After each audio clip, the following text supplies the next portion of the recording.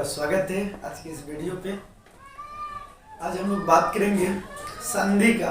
जैसे संधि पूरे 3 प्रकार का होता है, व्यंजन संधि, विसर्ग संधि और आपका क्या हो जाता है। तो जिनमें से हम लोग व्यंजन संधि ये सब तो पढ़ लिए थे, लेकिन आज हम लोग पढ़ने आ रहे हैं विसर्ग संधि। यानी ये विसर्ग संधि क्या होता है और विसर्ग संधि का कौन कौन से सूत्र है, इनके बारे में आज हम लोग बढ़िया से जानेंगे। और विसर्ग संधि को कैसे हम लोग बनाते हैं ये भी हम लोग सीखेंगे। यानी कोई भी शब्द अगर दे देगा तो उनको हम लोग विसर्ग संधि के अंतर्गत कैसे जोड़ेंगे ये भी आप लोगों को हम बताएंगे अभी। तो सबसे पहले बात करते हैं कि विसर्ग संधि क्या होता है। विसर्ग संधि क्या होता है, ये क्या है विसर्ग संधि। यानी विसर्ग के बाद कोई स्वर, विसर्ग के बाद कोई स्वर या व्यंजन वर्ण, यानी कि कोई भी स्वर वर्ण या व्यंजन वर्ण रहने से जो विकार होता है, यानी कि जो घटना घटेगा, वही घटना क्या कहलाता है, विसर्ग संधि कहलाता है। वही घटना क्या कहलाता है, विसर्ग संधि। जैसे आपका एग्जांपल में है पूरा धनी, अगर हम पूरा में हित जोड़ देंगे तो क्या हो जाएगा, पूरा में हित जोड़ देंगे तो पूरा हित हो जाता है। क्या हो जाता है, पूरा हित हो जाता है। यानी ये विसर्ग को औ में बदल दिया जाता है। तो उसी का कुछ सूत्र होता है, इनका प्रमुख सूत्र जो है आज हम लोग उसी में बात करेंगे। जैसे प्रमुख सूत्र है मेन पहला विसर्ग नियस्य। विसर्ग नियस्य ये क्या कहता है, च अगर च या छ वर्ग का अगर कोई भी विसर्ग आ जाएगा तो उसका तालप सोहलंत बन जाएगा। अगर ट या ठ आ जाएगा तो मूर्धन्य सोहलंत हो जाएगा। ठीक है, तो यहां पे देखिए एग्जांपल में आपको बताना है निधन चल, निधन चल। तो यह नी है और विसर्ग के जस्ट बाद क्या है च। तो च या छ रहने से क्या बन जाएगा, यानी कि दंत सो, क्या है तालप सो है।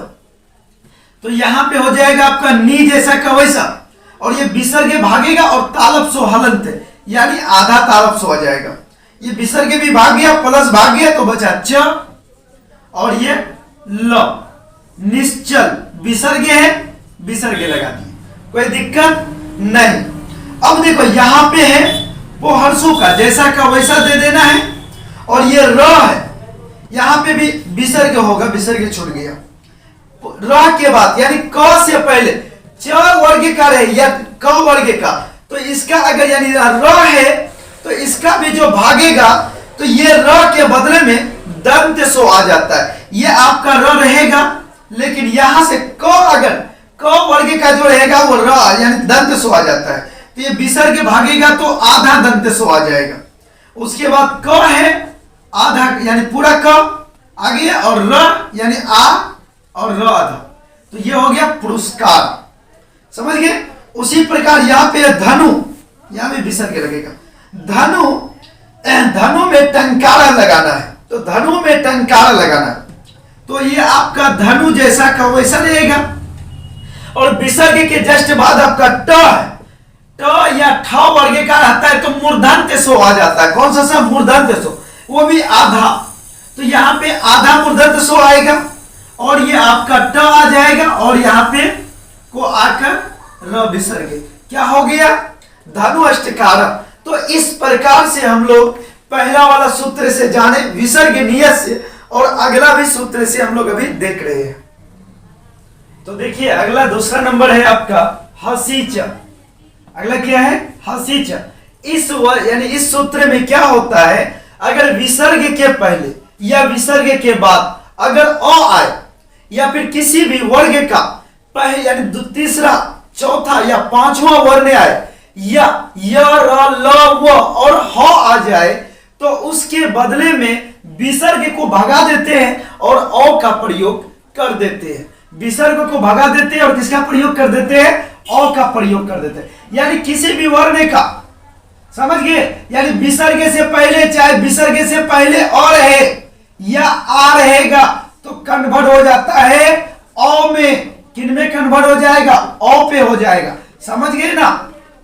या किसी भी वर्ग का तीसरा चौथा पांचवा रहे, या नहीं तो य, र, ल, व और ह रहे, तब भी कन्वर्ट हो जाएगा विसर्ग औ में। किस में हो जाएगा? औ में हो जाएगा। जैसे यहाँ पे सर है, सर का सर लगा दिए, ये विसर्ग को भगाएंगे औ में कन्वर्ट हो जाएगा, तो यहाँ औ हो जाएगा। और ये व र विसर्ग क्या हो गया? सरोवरा हो जाएगा। और यहाँ पया है, तो यहाँ पे प और या, क्योंकि पया धर बोलेंगे तो अ आता है, ठीक है, इसीलिए यहाँ पे विसर्ग को भगाएंगे, अ लगा देंगे और ये ध र लगा देंगे, पयोधर। और यहाँ पे जैसे मन और इधर है रथ, तो मन और रथा अ आ रहा है, और किसी भी वर्ग का जैसे य र भी आया कि नहीं आया, तो इसीलिए यहाँ पे म और न क्या हो जाएगा? यहाँ पे औ में बदल जाएगा। उसके बाद ये र और था। बहुत ही आसान है, विसर्ग था तो विसर्ग लगा दिया। अगला है यह, जैसा का वैसा तालब्सों का। तालब्सो अभी हम बोले थे य र ल वो और ह है, तालब्सो दंतेसो नहीं देखना है, तो आपको पहले नहीं देखना, विसर्ग के बाद ध है, तो ये किस वर्ग का है? त वर्ग का। त वर्ग का चतुर्थ वर्ण ध है, इसीलिए आपका किसी भी वर्ग का तीसरा चौथा बोले थे ना, तो ये ध आ गया, तो ये विसर्ग को भगाएंगे और अ लगा देंगे, और ये आपका ध रो आकर यशोधरा विसर्ग है, विसर्ग लगा देंगे यशोधरा, कोई दिक्कत नहीं। अब आगे आइए, और आगे क्या है? सस जूसो रू, इसका नाम है सस जूसो रू। इसमें एक घटना होती है। क्या घटना होता है? कि विसर्ग से पहले या विसर्ग के बाद अ और आ दोनों का प्रयोग हो जाए, या केवल अ का प्रयोग हो जाए, या केवल आ का प्रयोग हो जाएगा, तब यहां हम लोग क्या कर देंगे पता है? कर देंगे कि ये अ और आ को भगाएंगे और र लाएंगे, वो भी र को रेप यानी ऊपर में बदल देना है। जैसे यहां पे है नी, जैसा का वैसा लिख देना है, ठीक है। और ये विसर्ग को भगाने के लिए ये झ को पहले आपको लिख देना है, और ये विसर्ग भागे, क्योंकि झड़ बोल रहे तो अ आ रहा है, नी बोल रहे तब भी अ आ रहा, यानी विसर्ग के पहले भी अ और बाद में भी अ। जब विसर्ग को भगाएंगे तो रेप, और यहां बचा र हो गया, निर्झर विसर्ग है, लगा दीजिए विसर्ग हो गया। क्या गजब है। और यहां भी देखिए नी अ, और ये जलम, जलम में भी अ, ये अ और ये अ विसर्ग के पहले और बाद में, इसीलिए ये अ भागेगा, तो ये नी जैसा का वैसा, और ये अ को भगाएंगे ये ज आ जाता है पहले, और जैसे ये विसर्ग भगाएंगे रेप आ गया, और ये ल और म हलंत निर्जलम। और यहां भी देखिए दुख, तो यहां भी अ विसर्ग से पहले, और गंधा यहां भी विसर्ग के बाद में अ, तो दोनों साइड अ है विसर्ग का, इसीलिए यहां पे दो हो जाएगा, और ग पर रेप न ध संजू, यानी विसर्ग जो संधि है आपको पता होना चाहिए कि यहाँ पे केवल विसर्ग में खेल होता है, इसका नाम ही है विसर्ग संधि, इसीलिए इनका पूरा खेल विसर्ग में होता है। आगे आइए, अगला तीसरा बोल रहा है यह चौथा, अतः रोड़ प्लूताद प्लूतो, अतः रोड़ प्लूताद प्लूतो। तो यहां पर क्या होता है? यहां विसर्ग से पहले अगर अ आ गया और विसर्ग के बाद भी अ आ गया, तो एक अ क्या होगा? विकार बना देगा, और एक अ भागेगा ओ बना देगा, यानी विसर्ग से पहले वाला अ भागेगा तो अ बना देगा, विसर्ग के बाद वाला अ क्या कर देगा? विकार बना देगा।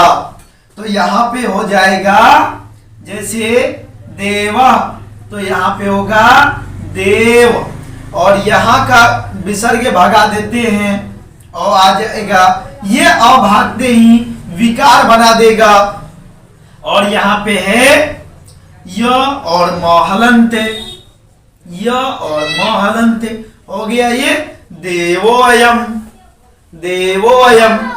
उसी प्रकार यहां क, तो ये क को भी भगाएंगे, यानी क से पहले अ है, ये अ भागेगा, तो यहाँ पे क बन जाएगा और ये विसर्ग विकार को लेते आएगा। उसके बाद ये अगायब बचा यहाँ पे य और मोहलंत को अयम।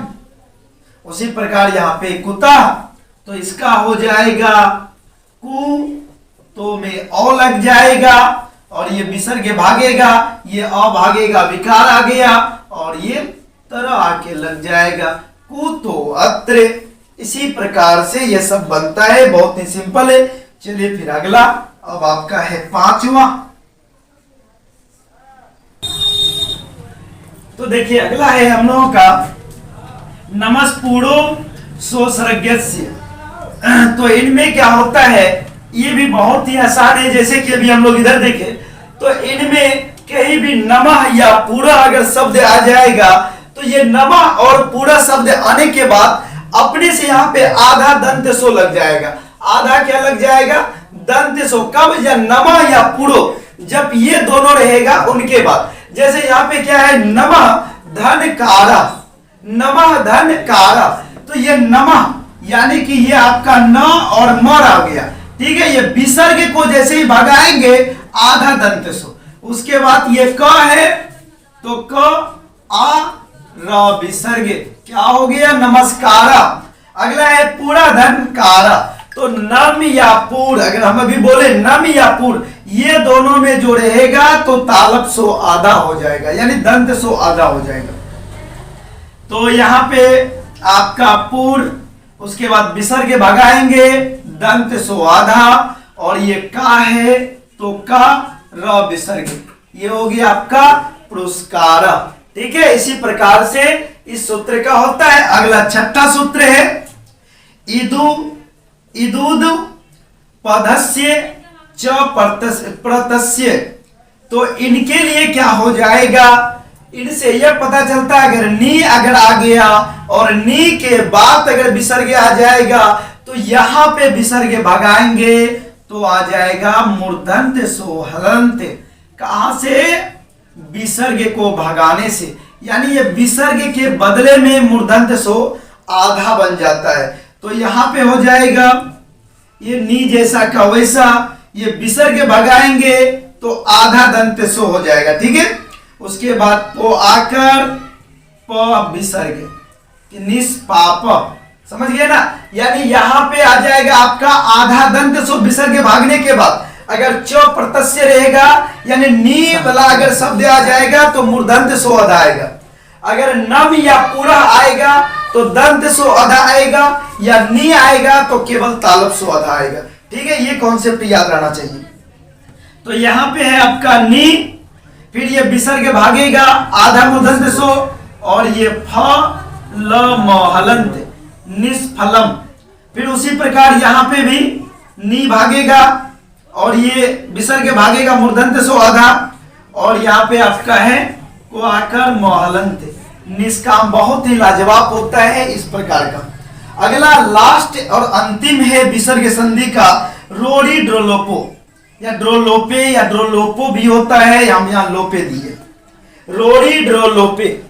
तो इनमें अगर हम लोग बात करेंगे तो यहाँ पे क्या होता है, यहाँ आपका विसर्ग भागेगा लेकिन कोई भी प्रत्याहार या कोई भी प्रत्यय या कोई भी विसर्ग का या कोई भी मात्रा का प्रयोग नहीं होता है। केवल यहां से विसर्ग का लोप हो जाता है, यानी विसर्ग भाग जाएगा। तो ये आपका नी जैसा का वैसा विसर्ग भगा देना है, र स विसर्ग निर्स हो गया, ठीक है। यहाँ पे नी धन रोगो है जो होगा, तो आप लोग जल्दी बताइए ये क्या होगा, नी धन रोगा, नी विसर्ग भागेगा, कुछ नहीं आएगा, रो औकार ग विसर्ग, क्या हो गया, निरोगो हो गया। समझ गए ना, ये समाप्त हो गया विसर्ग संधि। और फिर हम लोग मिलेंगे अगले फिर क्लास के लिए।